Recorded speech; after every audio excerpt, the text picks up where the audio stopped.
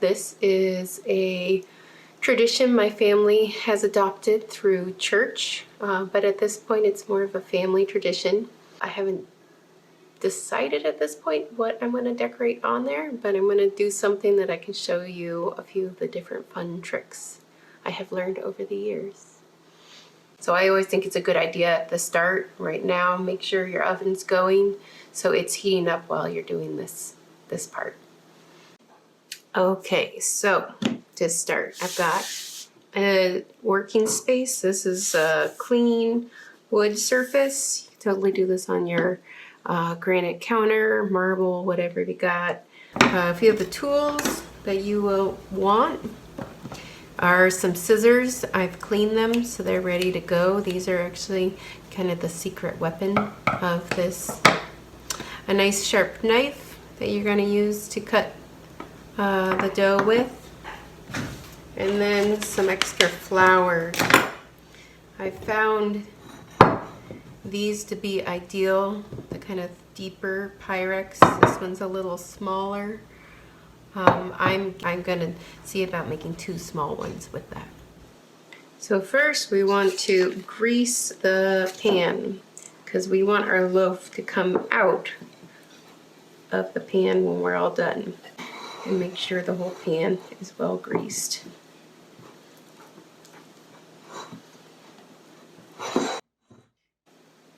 Now, this is the whole amount of dough we have.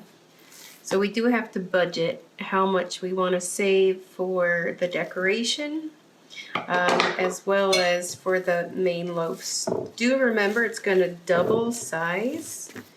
So I'm going to just see how I can take the knife and just cut it.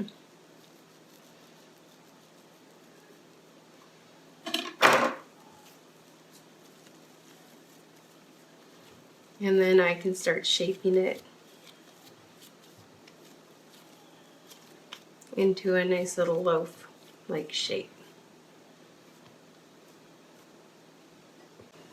So that kind of fits in there. That's going to be kind of the heart and the main kind of body of the bread. And then we're going to decorate it on top. And get your flour and sprinkle it out. So I'm grabbing, it's about a handful of dough. And this is where I actually originally learned how to roll coils. It's because we're going to create a braid that goes around the outer edge. So what I do at this point, because this, if you think rolling a coil out of clay is hard, rolling a coil out of dough is about 10 times harder because it wants to spring back out. So I'm going to cut this following the length of the dough and set those aside. And then here, just like with clay, except for you'll notice it wants to spring back, I'm going to roll this dough out. I might have actually gotten a bit too much flour where it's just going to, oh, come on. So this needs to be long enough to wrap all the way around.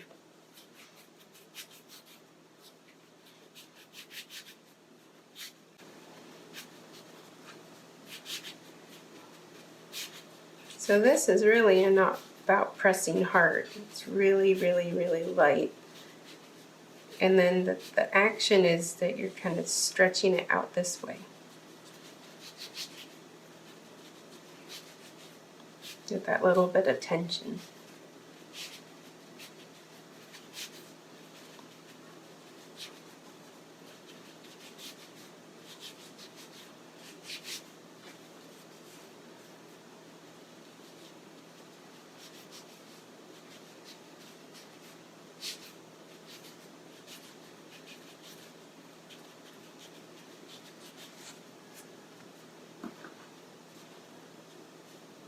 So there's a fair amount of kind of stretching it out.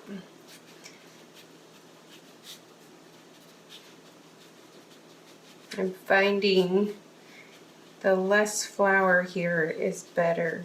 That this actually can kind of grip the table a little bit. If you find your dough is sticky, that's where your flour is going to be really important. But yeah, now that I'm getting all that flour off this area here, it's working a lot better.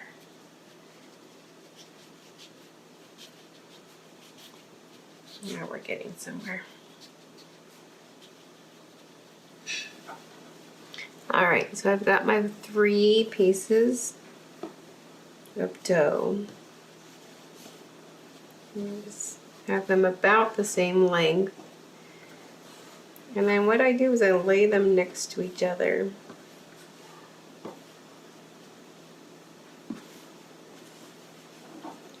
And then I know I'm going to start up here. So this is your braiding. So you go over the middle, and then this one goes over the middle. And then you just rotate that back and forth. So over the middle, and then over the middle.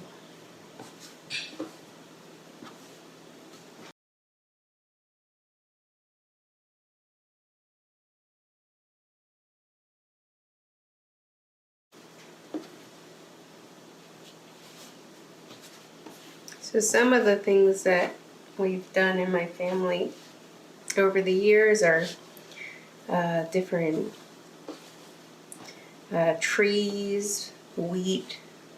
I've definitely done a bunny, birds, the cross, that's more traditional. One year my brother did a whole flock of sheep, which was kind of funny. Essentially, you have to remember that these are going to change a lot when they go through the oven because they're all going to expand, which I think is part of the fun. It's kind of like firing a kiln in that way too. So there I have my braid. And then I just am going to use this main dough as my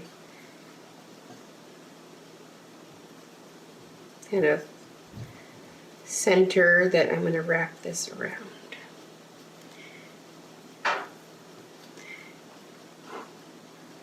And they will all stick together. You don't need to worry too much about things coming off. Some things, you know, it will get a little funny in there.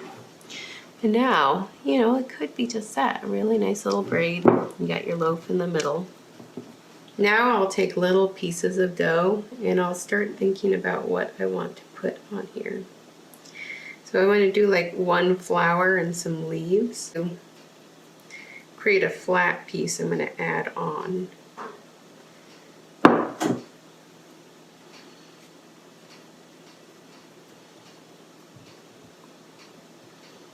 So this will be my top flower that might do crazy things.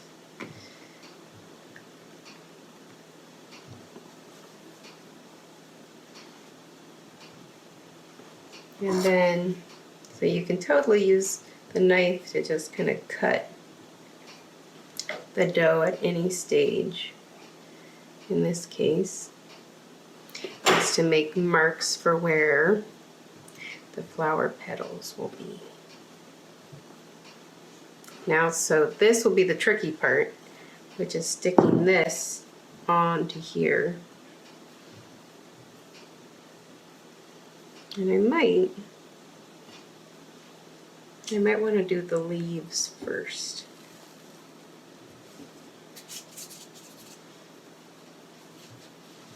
And I'm just going for this without much planning ahead.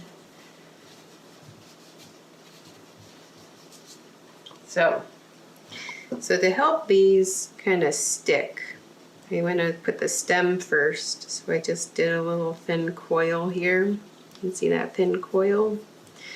I'm going to tuck one end under the braid, so the braid's going to help keep it there.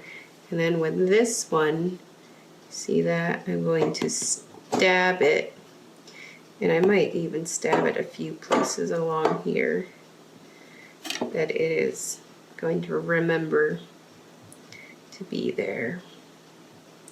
Now this is risky to just have this on top too.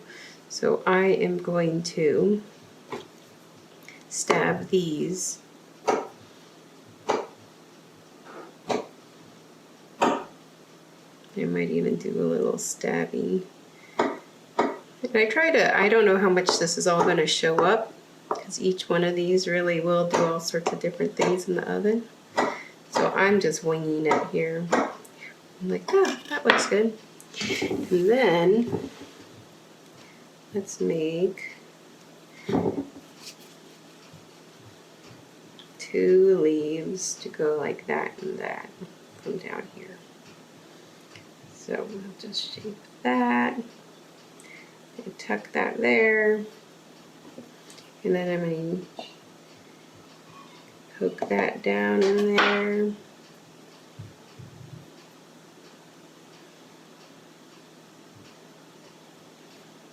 And that down in there.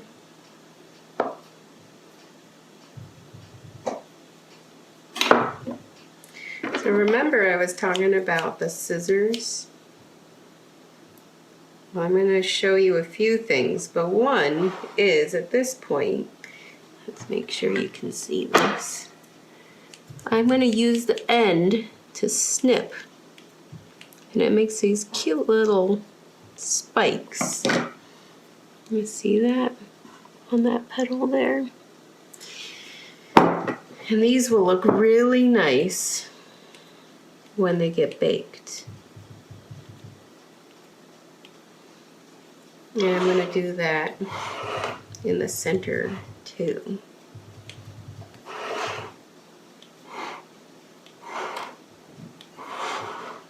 So I started making Easter bread when I was just a kid. So this is a good kid activity. They can kind of shape it and roll it. Of course, the more it's handled, the more it kind of will toughen up, but I don't think that's too big of a deal, especially on a small scale.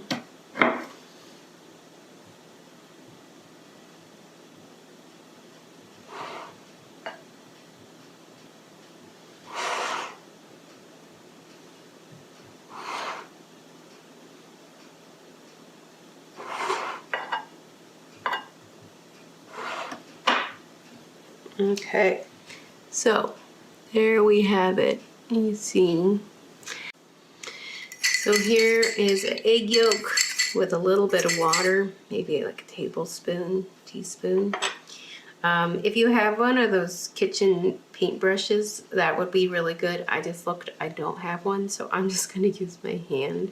So in this case, ideally you'd have one of those little brushes and you go shh. Anywhere you put this, it's going to be shiny. So if you want to strategically make the flower and the leaves and maybe the braid shiny and the rest kind of rustic looking, you can totally put this where you want it or where you want to be strategic. I'm, especially as I don't have a paintbrush, I'm not going to get that fussy, and I'm just going to. And it will be, it's kind of nice to do this. I do think this makes a big difference as far as how shiny and pretty it looks in the end.